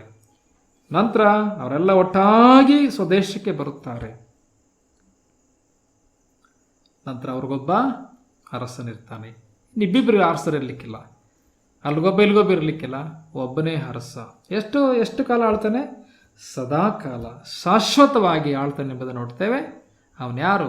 ದಾವೀದನ ಮೂಲದಲ್ಲಿ ಬರುವಂಥವನು, ಕರ್ತನಾದಂಥ ಯೇಸು ಕ್ರಿಸ್ತನೆಂಬುದಾಗಿ ನೋಡುವಂಥರಾಗಿದೆ. ನಂತರ ಅವರ ಮಧ್ಯದಲ್ಲಿ ಒಂದು ಒಡಂಬಡಿಕೆ ಇರ್ತದೆ ಎಂಬುದು ನೋಡ್ತೇವೆ. ಅದು ಯಾವ ಒಡಂಬಡಿಕೆ? ಅದು ಸಮಾಧಾನದ ಒಡಂಬಡಿಕೆ. ಧರ್ಮಶಾಸ್ತ್ರ ಅಲ್ಲ, ಸಮಾಧಾನದ ಒಡಂಬಡಿಕೆ. ಸಮಾಧಾನ ಮಾಡಿದಂಥವ್ರು ಯಾರು? ದೇವರಿಗೂ ಮನುಷ್ಯರಿಗೂ ಸಮಾಧಾನ ಮಾಡಲಿಕ್ಕೆ ಮಾಡ್ತಾರೋ ಕರ್ತನಾದಂಥ ಯೇಸು ಕ್ರಿಸ್ತನು. ಯೇಸು ಕ್ರಿಸ್ತನ ಮುಖಾಂತರ ಅಲ್ಲದೆ ದೇವರೊಂದಿಗೆ ಸಮಾಧಾನ ಆಗಲಿಕ್ಕೆ ಬೇರೆ ಮಾರ್ಗ ಇಲ್ಲ. ದೇವರನ್ನ ಸಮಾಧಾನಪಡಿಸಿ ನೀವು ದೇವರನ್ನ ಹೋಲಿಸಿಕೊಳ್ಳಬೇಕಾದ್ರೆ ಬೇರೆ ಯಾವ ಮಾರ್ಗದಿಂದ ದೇವರನ್ನ ಹೋಲಿಸಿಕೊಳ್ಳಿಕ್ಕೆ ಸಾಧ್ಯವಿಲ್ಲ. ದೇವರ ಕಟಾಕ್ಷ, ದೇವರ ಆಶೀರ್ವಾದ ನಮಗೆ ಸಿಕ್ಕಬೇಕಾದ್ರೆ ಕರ್ತನಾದಂಥ ಯೇಸು ಕ್ರಿಸ್ತನ ಮುಖಾಂತರವೇ ನಾವು ದೇವರ ಬಳಿಗೆ ಬರಬೇಕು, ಹೊರತಾಗಿ ಬೇರೆ ದಾರಿಯಿಂದ ಹೋಗ್ಲಿಕ್ಕೆ ಸಾಧ್ಯವಿಲ್ಲ. ಯಾಕೆ? ಕರ್ತನಾದಂಥ ಯೇಸು ಕ್ರಿಸ್ತನು ನಮ್ಮೆಲ್ಲರ ಪಾಪಗಳಿಗಾಗಿ ಒಂದು ಪ್ರಾಯಶ್ಚಿತ್ತವಾಗಿದ್ದಾನೆ. ಈಗ ಆತನ ಮುಖಾಂತರವಾಗಿಯೇ ದೇವರು ತನ್ನ ಬಳಿಗೆ ಬರುವಂಥವ್ರನ್ನ ರಕ್ಷಿಸ್ತಾನೆ ಅಷ್ಟೇ, ಹೊರತಾಗಿ ಇನ್ನು ಬೇರೆ ದಾರಿಯಿಂದ ದೇವರ ಬಳಿಗೆ ಹೋಗ್ಲಿಕ್ಕೆ ಸಾಧ್ಯವಿಲ್ಲ. ದೇವರೊಂದಿಗೆ ಸಮಾಧಾನ. ಮನುಷ್ಯ ದೇವರಿಗೆ ವೈರಿಯಾಗಿದ್ದಾನೆ. ಹೇಗೆ ವೈರಿ? ದೇವರು ಪರಿಶುದ್ಧನು, ಮಾನವನು ಪಾಪಿಯಾಗಿದ್ದಾನೆ. ದೇವರು ಪರಿಶುದ್ಧನು, ಮಾನವನು ಪಾಪಿಯಾಗಿದ್ದಾನೆ. ಈ ಪಾಪಿಯಾದಂಥ ಮನುಷ್ಯನು ಪರಿಶುದ್ಧ ದೇವರ ಬಳಿಗೆ ನೇರವಾಗಿ ಹೋಗ್ಲಿಕ್ಕೆ ಸಾಧ್ಯವಿಲ್ಲ. ಯಾಕೆ ಹೋಗ್ಲಿಕ್ಕೆ ಸಾಧ್ಯವಿಲ್ಲ? ಪಾಪಿ ಆಗಿರೋದ್ರಿಂದ ಅಲ್ವೇ. ಈಗ ಅದಕ್ಕೊಂದು ಅವನಿಗೆ ಅಟೋನ್ಮೆಂಟ್ ಆಗಬೇಕು ಅಥವಾ ಒಂದು ಪ್ರಾಯಶ್ಚಿತ್ತ ಆಗಬೇಕು. ಆ ಪ್ರಾಯಶ್ಚಿತ್ತದ ಮುಖಾಂತರವೇ ದೇವರ ಬಳಿಗೆ ಹೋಗ್ಬೇಕು ಆತನು. ಆ ಪ್ರಾಯಶ್ಚಿತ್ತ ಪಾಪಕ್ಕೆ ಕರ್ತನಾದಂಥ ಯೇಸು ಕ್ರಿಸ್ತನು ಆಗಿರುವಂಥದ್ದು. ದೇವರು ಒಬ್ಬನೇ, ದೇವರಿಗೂ ಮನುಷ್ಯರಿಗೂ ಮಧ್ಯಸ್ಥನು ಒಬ್ಬನೇ, ಆತನು ಮನುಷ್ಯನಾಗಿರುವ ಕ್ರಿಸ್ತ ಯೇಸು ಎಂಬುದಾಗಿ ನೋಡುತ್ತೇವೆ. ತಿಮೋತಿಯನ ಮೊದಲನೇ ಪತ್ರಿಕೆ 2ನೇ ಅಧ್ಯಾಯ, ಅಲ್ಲಿ ಆ ವಚನ ಓದಿಕೊಳ್ಳೋಣ. ತುಂಬ ಚಂದವಾದಂಥ ಒಂದು ವಿಷಯ. ಅಲ್ಲಿ ನೋಡಿ 4ನೇ ವಚನದನ್ನ, ಎಲ್ಲ ಮನುಷ್ಯರು ರಕ್ಷಣೆಯನ್ನು ಹೊಂದಿ ಸತ್ಯದ ಜ್ಞಾನಕ್ಕೆ ಸೇರಬೇಕೆಂಬುದು ಆತನ ಚಿತ್ತವಾಗಿದೆ. ಏಕೆಂದರೆ ದೇವರು ಒಬ್ಬನೇ, ದೇವರಿಗೂ ಮನುಷ್ಯರಿಗೂ ಮಧ್ಯಸ್ಥನು ಒಬ್ಬನೇ, ಆತನು ಮನುಷ್ಯನಾಗಿರುವ ಕ್ರಿಸ್ತ ಯೇಸುವೇ. ಆತನು ಎಲ್ಲರ ವಿಮೋಚನಾರ್ಥವಾಗಿ ತನ್ನನ್ನು ಒಪ್ಪಿಸಿಬಿಟ್ಟನು. ಅದು ಬಹಳ ಪ್ರಾಮುಖ್ಯವಾದ ಒಂದು ಸತ್ಯ. ಏನಂದ್ರೆ ಎಲ್ಲರ ವಿಮೋಚನಾರ್ಥವಾಗಿ, ಎಲ್ಲ ಮನುಷ್ಯರ ವಿಮೋಚನಾರ್ಥವಾಗಿ ತನ್ನನ್ನು ಒಪ್ಪಿಸಿಬಿಟ್ಟನು. ರ್ಯಾನ್ಸಮ್ ಅಂತ, ರ್ಯಾನ್ಸಮ್ ಎಂಬುದಾಗಿ ಹೇಳುವಾಗ ಅಲ್ಲಿ ಏನು ಬರೆಯಲ್ಪಟ್ಟಿದೆ? ಪ್ರೈಸ್ ದಟ್ ಈಸ್ ಪೇಯ್ಡ್ ಅಂತ. Price that is paid. ಏನು ಬೆಲೆ ಕೊಡಬೇಕಾಗಿತ್ತು ಆ ಬೆಲೆ ಕೊಡಲ್ಪಟ್ಟಿದೆ ಅಂತ. ರ್ಯಾನ್ಸಮ್ ಎಂಬುದಾಗಿ ಹೇಳುವಾಗ ನಾನು ನೀವು ಪೇ ಮಾಡಬೇಕಾದೆಲ್ಲ ಅಮೌಂಟ್ ಪೇ ಆಗಿದೆ ಅಂತ ಅರ್ಥ. ಅದು ಕರ್ತನ ಅಂತ ಯೇಸು ಕ್ರಿಸ್ತನ ಎಲ್ಲವನ್ನು ಮಾಡಿ ಮುಗಿಸಿದಾನೆ. ಅದನ್ನೇ ರ್ಯಾನ್ಸಮ್ ಎಂಬುದಾಗಿ ಕರೆಯುವಂಥದ್ದು. ರ್ಯಾನ್ಸಮ್ ವಿಮೋಚನಾರ್ಥವಾಗಿ ತೆತ್ತುವಂಥ ಬೆಲೆ. ಒಬ್ಬನನ್ನು ಬಿಡುಗಡೆ ಮಾಡಬೇಕಾದ್ರೆ ಅವನಿಗಾಗಿ ಕೊಡುವಂಥ ಒಂದು ಬೆಲೆ, ಅದನ್ನು ರ್ಯಾನ್ಸಮ್ ಎಂಬುದಾಗಿ ಕರೆಯುವಂಥದ್ದು. Price that is paid. ಕರ್ತನಾಂತ ಯೇಸು ಕ್ರಿಸ್ತನು ಪೇ ಮಾಡಿದ್ದಾರೆ. ನಾನು ನಿಮ್ಮ ಪಾಪಕ್ಕೆ ಏನೆಲ್ಲ ಮಾಡಬೇಕು ಅದೆಲ್ಲ ಮಾಡಿ ಮುಗಿಸಿ ಆಯಿತು. ಯೇಸು ಕ್ರಿಸ್ತನು ಶಿಲುಬೆಯಲ್ಲಿ ಹೇಳೋದು ತೀರಿತು ಎಂಬುದಾಗಿ ಹೇಳಿದ್ರು. ಏನು ತೀರಿತು? ಓ ಮಗನೇ ಮಗಳೇ, ನಿನ್ನ ಪಾಪಕ್ಕೆ ನೀನು ಸಾಯಬೇಕಾದ್ದಿಲ್ಲ. ನಾನು ಅದಕ್ಕಾಗಿ ಪ್ರಾಣ ಕೊಟ್ಟಿದ್ದೇನೆ, ನಾನು ಅದಕ್ಕೆಲ್ಲ ಪೇ ಮಾಡಿದ್ದೇನೆ. ಇನ್ನೇನು ಮಾಡಬೇಕಾದ್ದಿಲ್ಲ. ಈ ಕರ್ತನನ್ನು ಸ್ವೀಕಾರ ಮಾಡಿಕೊಂಡು ಈತನ ಮುಖಾಂತರವಾಗಿ ತಂದೆ ಬಳಿಗೆ ಪ್ರವೇಶವನ್ನು ಪಡ್ಕೊಳ್ಳುವಂಥದ್ದೇ ದೊಡ್ಡ ಭಾಗ್ಯ ಪ್ರೇರೆ. ಅದರಿಂದ ಇಲ್ಲಿ ಹೇಳುವಂಥದ್ದು ದೇವರು ಒಬ್ಬನೇ, ದೇವರಿಗೂ ಮನುಷ್ಯರಿಗೂ ಮಧ್ಯಸ್ಥನು ಒಬ್ಬನೇ, ಆತನು ಮನುಷ್ಯನಾಗಿರುವ ಕ್ರಿಸ್ತ ಯೇಸುವೆ. ಆತನೇನು ಮಾಡಿದನು? ಎಲ್ಲರ ವಿಮೋಚನಾರ್ಥವಾಗಿ ತನ್ನನ್ನು ಒಪ್ಪಿಸಿ ಬಿಟ್ಟನೆಂಬುದಾಗಿ ನೋಡುತ್ತೇವೆ. ಅದಕ್ಕೆ ಕರ್ತನಾಂತ ಯೇಸು ಕ್ರಿಸ್ತನು ಯೋಹಾನ್ ಸುವಾರ್ತೆ 14ನೇ ಅಧ್ಯಾಯ 6ನೇ ವಚನದಲ್ಲಿ ಹೇಳಿದಂಥದ್ದು, ನಾನೇ ಮಾರ್ಗವು ಸತ್ಯವೂ ಜೀವವೂ ಆಗಿದ್ದೇನೆ, ನನ್ನ ಹೊರತು ಯಾರು ತಂದೆ ಬಳಿಗೆ ಬರಲಿಕ್ಕೆ ಸಾಧ್ಯವಿಲ್ಲ. ಯಾಕೆ ಹಂಗೆ ಹೇಳಿದ್ರು ಯೇಸು ಕರ್ತನ? ಯಾಕೆ ಎಂಬುದಾಗಿ ಹೇಳುವಾಗ ಆತನೊಬ್ಬನೇ ಎಲ್ಲ ಮನುಷ್ಯರ ಪಾಪಕ್ಕಾಗಿ ಪ್ರಾಯಶ್ಚಿತ್ತವಾದ ಬಲಿಯನ್ನು ಕೊಟ್ಟಿರುವಂಥದ್ದು. ಪಾಪ ಪರಿಹಾರಕ್ಕೆ ಬೇಕಾದ ಒಂದು ಯಜ್ಞ ಯೇಸು ಕ್ರಿಸ್ತನಾಗಿದ್ದಾನೆ. ಅದು ದೇವರೇ ನೇಮಿಸಿದ ಕುರಿ. ಹೇಗೋ ದೇವರು ಯಜ್ಞಕ್ಕೆ ನೇಮಿಸಿದ ಕುರಿ, ದೇವರು ನೇಮಿಸಿದ ಕುರಿ ಲೋಕದ ಪಾಪ ನಿವಾರಣೆ ಮಾಡುವನು ಎಂಬುದಾಗಿ ಬರೆಯಲ್ಪಟ್ಟಿದೆ. ಯೇಸು ಕ್ರಿಸ್ತನ ರಕ್ತ ಮಾತ್ರ ಎಲ್ಲರ ಪಾಪಕ್ಕೆ ಪರಿಹಾರವಾಗಿರುವಂಥದ್ದು. ಅದು ದೇವರು ನೇಮಿಸಿದ ಕುರಿ. ಏನಕ್ಕಾಗಿ? ಲೋಕದ ಮಾನವರ ಪಾಪವನ್ನು ನಿವಾರಣೆ ಮಾಡಲಿಕ್ಕಾಗಿ. ಅದೇ ಪ್ರಕಾರ ಆ ಕುರಿಮರಿ, ದೇವರ ಕುರಿಮರಿ ಯೇಸು ಕರ್ತನು ಈ ಲೋಕದಲ್ಲಿ ಬಂದು ಎಲ್ಲ ಮಾನವರಿಗೋಸ್ಕರ ತನ್ನ ಪ್ರಾಣವನ್ನೇ ಮನುಷ್ಯನಾಗಿ ಕೊಟ್ಟಿರೋದ್ರಿಂದ ಆತನ ಮೂಲಕ ನಾವೆಲ್ಲರೂ ದೇವರೊಂದಿಗೆ ಸಮಾಧಾನ ಆಗಲಿಕ್ಕೆ ಸಾಧ್ಯತೆ ಉಂಟು. ಇಲ್ಲದ್ರೆ ಬೇರೆ ಯಾವ ಮಾರ್ಗವೂ ಇಲ್ಲ. ನಮ್ಮ ಮೆರಿಟ್ ಏನು ನಡೆಯಲಿಕ್ಕಿಲ್ಲ. ನೀವೆಷ್ಟೇ ದಾನ ಧರ್ಮ, ಯಾತ್ರೆ, ಪುಣ್ಯಕ್ರಿಯೆ, ಅದು ಇದು ಎಲ್ಲ ನಿಮ್ಮ ಒಳ್ಳೆ ಕಾರ್ಯಗಳು ಮಾಡಿದ್ರೂ ಸಹ ಹೋಗ್ಲಿಕ್ಕೆ ಸಾಧ್ಯವಿಲ್ಲ. ಯಾಕೆಂದರೆ ನಿಮ್ಮ ನೇಚರ್, ನಿಮ್ಮ ನೇಚರ್ ಪಾಪದ ನೇಚರ್, ಅದೆಂದಿಗೂ ಹೋಗ್ಲಿಕ್ಕೆ ಸಾಧ್ಯವಿಲ್ಲ. ಆದರೆ ಕರ್ತನಾಂತ ಯೇಸು ಕ್ರಿಸ್ತನು ದೇವರಿಗೆ ಬೇಕಾದಂಥ ಒಂದು ಪ್ರಾಯಶ್ಚಿತ್ತದ ಬಲಿ ಆಗಿದ್ದಾನೆ. ಅದರಿಂದ ಆತನ ಮೂಲಕ ಹೊರತು ಬೇರೆ ದಾರಿಯಿಂದ ನಾವು ಸ್ವರ್ಗಕ್ಕೆ ಹೋಗಲಿಕ್ಕೆ ಸಾಧ್ಯವಿಲ್ಲ ಪ್ರಿಯರೇ. ಬರಬೇಕಾದ ರಕ್ಷಣೆಯು ಇನ್ಯಾರಲ್ಲೂ ಸಿಕ್ಕುವುದಿಲ್ಲ. ಆಕಾಶದ ಕೆಳಗೆ ಮನುಷ್ಯರೊಳಗೆ ಕೊಡಲ್ಪಟ್ಟರು, ಬೇರೆ ಯಾವ ಹೆಸರಿನಿಂದಲೂ ಸಿಕ್ಕಲಿಕ್ಕಿಲ್ಲ, ಆ ಹೆಸರಿನಿಂದಲೇ, ಏಸು ಎಂಬ ಹೆಸರಿನಿಂದಲೇ ಎಂಬುದಾಗಿ ನೋಡುವಂತರಾಗಿದ್ದೇವೆ ಪ್ರೇರೆ. ಅದರಿಂದ ಈತನು ತಾನೇ ಸಮಾಧಾನದ ಪ್ರಭು ಆಗಿದ್ದಾನೆ. ಅದರಿಂದ ದೇವರೊಂದಿಗೆ ಒಂದಾಗಬೇಕು, ಅದು ಯೇಸು ಕ್ರಿಸ್ತನ ಮುಖಾಂತರ ಹೊರತು ಬೇರೆ ದಾರಿಯೇ ಇಲ್ಲ. ದೇವರ ಬಳಿಗೆ ಹೋಗಬೇಕಾದ್ರೆ ಕರ್ತನಾದ ಯೇಸು ಕ್ರಿಸ್ತನು ನನಗೂ ದೇವರಿಗೂ ಒಂದು ಬ್ರಿಡ್ಜ್ ಆಗಿದ್ದಾನೆ, ಒಂದು ಸೇತುವೆ. ಈ ಸೇತುವೆ ಇಲ್ಲದಿದ್ರೆ, ಈ ಸೇತುವೆ ಮುಖಾಂತರ ಹೋಗದಿದ್ರೆ ದೇವರ ಬಳಿಗೆ ಹೋಗ್ಲಿಕ್ಕೆ ಸಾಧ್ಯವಿಲ್ಲ. ಮಧ್ಯೆ ಒಂದು ಡೊಂಗರ ಇದೆ, ದೇವರು ಒಂದು ಸೇತುವೆ ಮಾಡಿದ್ದಾನೆ, ಒಂದೇ ಒಂದು ಸೇತುವೆ. ಸ್ವರ್ಗಕ್ಕೆ ಹೋಗ್ಲಿಕ್ಕೆ, ದೇವರ ಬಳಿಗೆ ಹೋಗ್ಲಿಕ್ಕೆ ಒಂದೇ ಒಂದು ಸೇತುವೆ ಇದೆ. ನೀನು ಈ ದಡದಿಂದ, ಈ ಲೋಕ ಎಂಬ ದಡದಿಂದ ಸ್ವರ್ಗ ಎಂಬ ದಡವನ್ನು ಮುಟ್ಟಬೇಕಾದ್ರೆ, ಲೋಕ ಎಂಬ ಈ ದಡದಿಂದ ಸ್ವರ್ಗ ಎಂಬ ಆಚೆಯ ದಡವನ್ನು ಮುಟ್ಟಬೇಕಾದ್ರೆ ಒಂದು ಸೇತುವೆ ಹಾಕಲ್ಪಟ್ಟಿದೆ. ಆ ಸೇತುವೆ, ಆ ಬ್ರಿಡ್ಜ್ ಕರ್ತನಾದಂಥ ಯೇಸು ಕ್ರಿಸ್ತನು. ಅದರ ಮುಖಾಂತರ ಹೋಗ್ಬೋದು ಹೊರತಾಗಿ ಇನ್ನು ಬೇರೆ ಸೇತುವೆಗಳಿಲ್ಲ, ಬೇರೆ ಬ್ರಿಡ್ಜ್ ಇಲ್ಲ. ಅದರಿಂದ ಆತನ ಮುಖಾಂತರವಾಗಿ ನಾವು ದೇವರೊಂದಿಗೆ ಸಮಾಧಾನ ಆಗಲಿಕ್ಕೆ ಸಾಧ್ಯತೆ ಉಂಟು. ಅದರಿಂದ ಪ್ರೇರೆ, ಯೇಸು ಕ್ರಿಸ್ತ ನಂಬಿರುವಂಥ ದೇವ ಮಕ್ಕಳೇ, ದೇವರೊಂದಿಗೆ ಸಮಾಧಾನವಾಗಿದ್ದೇವೆ. ಎಂಥ ಒಂದು ಭಾಗ್ಯ ನಮಗೆ ಸಿಕ್ಕಿದೆ ನೋಡಿ. ಅದೇ ರೀತಿಯಾಗಿ ಇಸ್ರಾಯೇಲರು ಸಹ ಒಂದು ದಿವಸ ಸಮಾಧಾನದ ಒಂದು ಒಡಂಬಡಿಕೆಗೆ ಅವರು ಬರ್ತಾರೆ. ಅದರ ಅರ್ಥ ಏನು? ಕರ್ತನಾದಂಥ ಯೇಸು ಕ್ರಿಸ್ತನ ಅವರು ಸ್ವೀಕಾರ ಮಾಡಿಕೊಂಡು ಅವರ ದುಷ್ಕೃತಿಗಳನ್ನು ತೊಳೆದುಕೊಂಡವರಾಗಿ ದೇವರೊಂದಿಗೆ ಒಂದಾಗುತ್ತಾರೆ ಎಂಬುದರ ಅರ್ಥದಲ್ಲಿ ಹೇಳುವುದು ಸಮಾಧಾನದ ಒಡಂಬಡಿಕೆ ಎಂಬುದಾಗಿ ಹೇಳುವಾಗ, ನಾವು ಯಾವ ರೀತಿಯಲ್ಲಿ ಕರ್ತನಾದಂಥ ಯೇಸು ಕ್ರಿಸ್ತ ನಂಬಿ ತಂದೆಯೊಂದಿಗೆ ಒಂದಾಗಿದ್ದೇವೆ, ಅದೇ ಪ್ರಕಾರ ಅವರೂ ಸಹ ಈ ತಮಗಾಗಿ ಶಿಲುಬೆಯಲ್ಲಿ ಪ್ರಾಣ ಕೊಟ್ಟು ಹೋದಂಥ ವ್ಯಕ್ತಿಯನ್ನು ಈಗ ಬಿಟ್ಟಿದ್ದಾರೆ. ಒಂದು ದಿವಸ ಅವನಿಗೋಸ್ಕರ ಹಂಬಲಿಸುತ್ತಾರೆ, ಅವನನ್ನೇ ಆಶ್ರಯ ಮಾಡಿಕೊಳ್ಳುತ್ತಾರೆ. ಆಗ ದೇವರೊಂದಿಗೆ ಅವರು ಸಮಾಧಾನ ಆಗುತ್ತಾರೆ. ದೇವರು ಅವರ ಜೊತೆ ಯಾವಾಗಲೂ ಇರುತ್ತಾನೆ. ಓಕೆ, ಅದರಿಂದ ಈ 1000 ವರ್ಷದ ಒಂದು ಆಳ್ವಿಕೆಯಲ್ಲಿ ಕರ್ತನಾದಂಥ ಯೇಸು ಕ್ರಿಸ್ತನೇ ಇವರ ರಾಜನಾಗಿ ಆಡಳಿತ ಮಾಡ್ತಾನೆ ಎಂಬುದನ್ನು ನೋಡುವಂಥ, ಇನ್ನು ವಿಭಿನ್ನ ರಾಜ್ಯದವರು ಆಗಿರಲಿಕ್ಕಿಲ್ಲ. 2 ದಂಡಗಳು ಏನು ತೋರಿಸ್ತೈತೆ? ಒಂದು ಯೆಹೂದ ಮತ್ತೊಂದು ಎಫ್ರಾಯಿಮ್.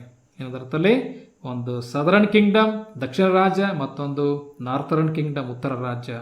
ಎರಡೂ ಸಹ ಒಂದಾಗಿ ತಮ್ಮ ದೇಶಕ್ಕೆ ಬರ್ತವೆ ಎಂಬುದರ ತೋರಿಸುವಂಥದ್ದು. ಯಾವಾಗ ಇದೆಲ್ಲ ಸಂಪೂರ್ಣ ಆಗುವಂಥದ್ದು? 1000 ವರ್ಷ ಆಳ್ವಿಕೆ, ಅಂದರೆ ಕರ್ತನಾದಂಥ ಯೇಸು ಕ್ರಿಸ್ತನ ಬಹಿರಂಗ ಬರುಣ ಆಗ್ತದಲ್ಲ, ಆವಾಗ ಎಲ್ಲರನ್ನು ಒಟ್ಟಿಗೆ ದೇವರು ಕೂಡಿಸ್ತಾನೆ ಎಂಬುದಾಗಿ ನೋಡುತ್ತೇವೆ. ಅವರ ಮಧ್ಯದಲ್ಲಿ ಸದಾಕಾಲ ದೇವರು ವಾಸ ಮಾಡುವಂತನಾಗಿರ್ತಾನೆ ಎಂಬುದನ್ನು ನಾವು ನೋಡುತ್ತೇವೆ. ದೇವರ ವಾಕ್ಯದ ಮುಖಾಂತರ ಮಹಿಮೋದಲ್ಲಿ ಈ ಒಂದು ಅವರ ಪುನರ್ಸ್ಥಾಪನೆ ಕುರಿತಾಗಿ ನಾವು ಕಲಿತಾ ಬರ್ತಾ ಇದ್ದೇವೆ. ಅದರ ಚಿತ್ರಣ ನೋಡ್ತಾ ಬಂದು ಒಂದು ಡ್ರೈ ಬೋನ್ಸ್ ಅಂದರೆ ಒಣಗಿದ ಎಲುಬುಗಳು ಅದಕ್ಕೆ ಜೀವ ಬರ್ತಂದ್ರೆ ಯಾರು? ಒಂದು ಸತ್ತ ಸ್ಥಿತಿಯಲ್ಲಿರ್ತಕ್ಕಂಥ ಪೂರ್ಣ ಇಸ್ರಾಯೇಲ್ ವಂಶ ತಿರುಗಿ ಜೀವ ಪಡೆಯುವಂಥದ್ದು.